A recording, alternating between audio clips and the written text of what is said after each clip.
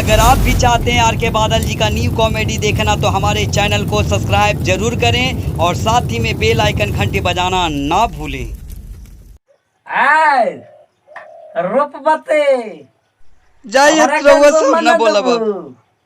अरे बड़े दिन हो गल तोरा के यादो नहीं रउआ के काम काज नहीं के बा खाली चुमे चुमे जपत रहला। यार रूप बदी अरे हमरा जुम्मा देबू कि ना बड़ी मन करत दाओ। किस चीज का हल्ला हो रहा है यहाँ पे? अरे गुस्सो के हाला ना होता दरोगा जी कब बैठी रहा कुर्सी पर बैठी हम यहाँ पर बैठने नहीं आए हैं। न बैठे के मन बता ठीक बाप रौरा खड़ी रही मैटर में अपने मेहरारू के तराउर के फोन करके के बलास दला सजी गली से जा रहे थे तुम्हारे घर से बहुत आवाज आ रहा था। आज कोनो दिक्कत नहीं कि हम बतावत तो नहीं दरोगा जी।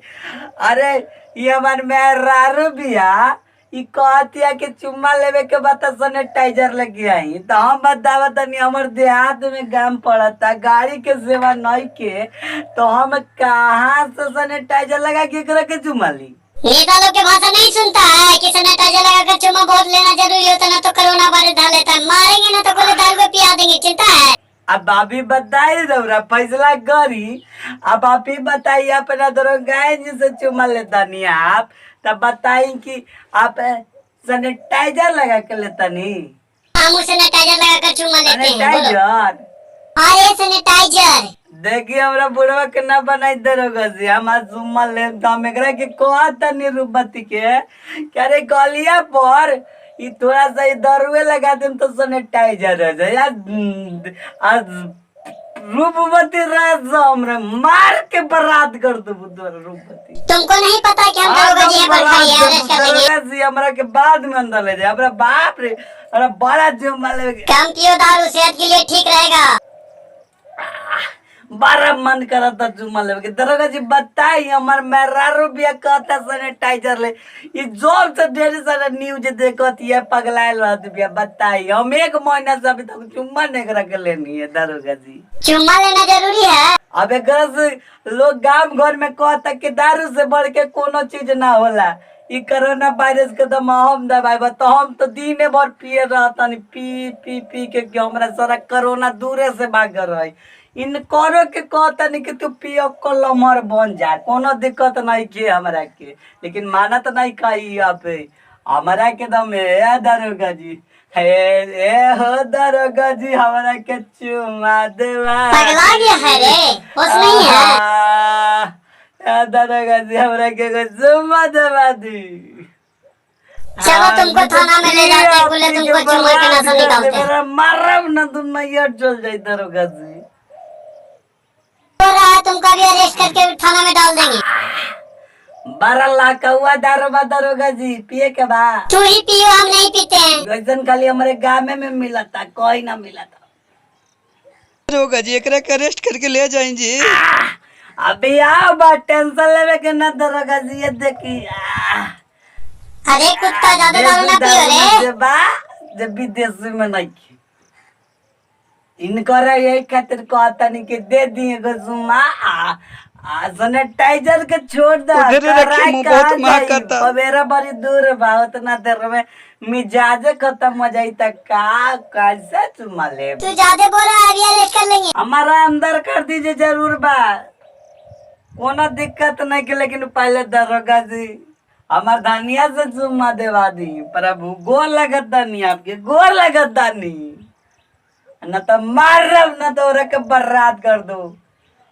अरे चुप रहेगा ये तुम्हारी पत्नी ने बोला था तो बहुत बोलेगा रे। दरोगा जी बोलो यार क्या कहते हो?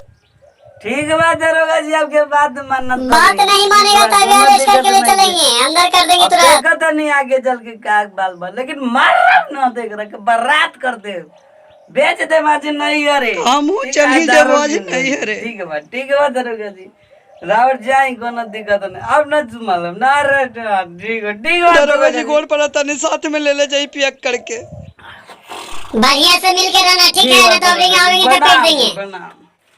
भैया गोल लगा तनी प्रणाम कैसन बानी सब ठीक बानी नू। अब भैया बताइए हमारे वीडियो कैसा लगल अगर अच्छा लगल हो तो प्लीज हमारे चैनल के अभी तक सब्सक्राइब नहीं कर ले बानी तो कृपया जल्दी करके हमारे फैमिली सदस्य बन जाइए और बेल आइकन घंटी के बजावल ना भूलिए। और एक बात और कहल चाहतनी भैया, लाइक कमेंट आप लोग जरूर करी। लाइक करी खातिर हमरा लगा था कि अगर लाइक आप लोगन करत नहीं तो हमरा के बहुत अच्छा लगा था कि आप हमरा इतना के सपोर्ट करी ले। और कमेंट से सुझाव आवेला कि वीडियो कैसा लगल आप लोगन के। और एक बात, जब ये सब आवेला तो हमरा काम करे में बहुत अच्छा लगेला, एकदम खुशी हो जाली हम कि भैया आप लोग जरूर अपना तरफ से कुछ न कुछ जरूर आप लोग बताइए हमरा के कि ये भाई राहुल ऐसे, आर के बादल तुम ऐसे करो, हम करे खातिर तैयार बनी।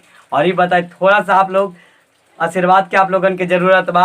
और हमारे चैनल के अभी तक सब्सक्राइब नहीं कैले बानी तो कृपया करके जल्दी से हमारे चैनल के सब्सक्राइब करके बेल आइकन घंटी बजा दी और हमार फैमिली सदस्य बन जाए। और हाँ, अब कृपया भैया आप लोगन से कहल चाहता नहीं कि हम एक हैंडीकैप लड़का बानी, जहाँ से हम स्टार्ट कैले बानी, हमरा के पीछे कोनो बैकग्राउंड से कोनो सपोर्ट नहीं के।